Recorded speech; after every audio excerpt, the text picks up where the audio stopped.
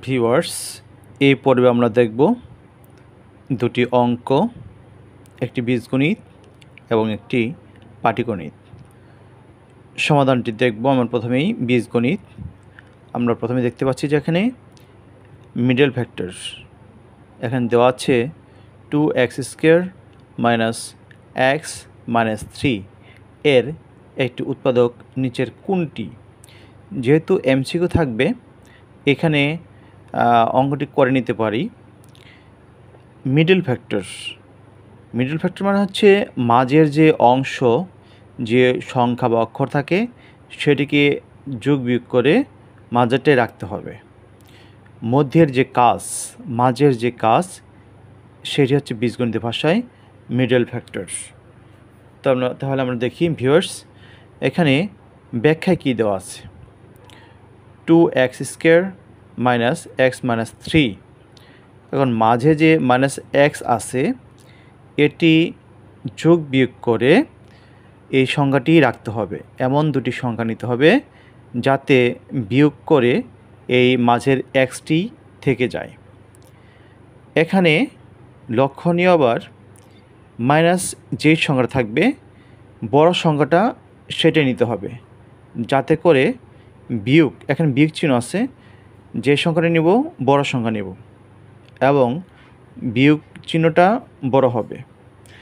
এখানে ভিউয়ার্স আমরা দেখতে পাচ্ছি এই জায়গাতে আমরা দেখতে পাচ্ছি যে 2x² + 2x - 3x - 3, এইখানে 3x থেকে এই 2x বিয়োগ দিলে থাকে শুধু x।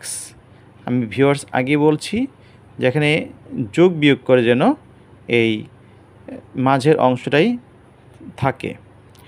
এখানে 3x থেকে আমি -3x থেকে যদি +2x বাদ দিই এখানে থাকে শুধু -x। আবার ভিউয়ার্স দুইটা থেকে এখানে কমন নিতে হবে, এমন একটি সংখ্যা কমন নিতে হবে যাতে দুইটার মধ্যেই ওই সংখ্যাটি থাকে বা বিরাজমান।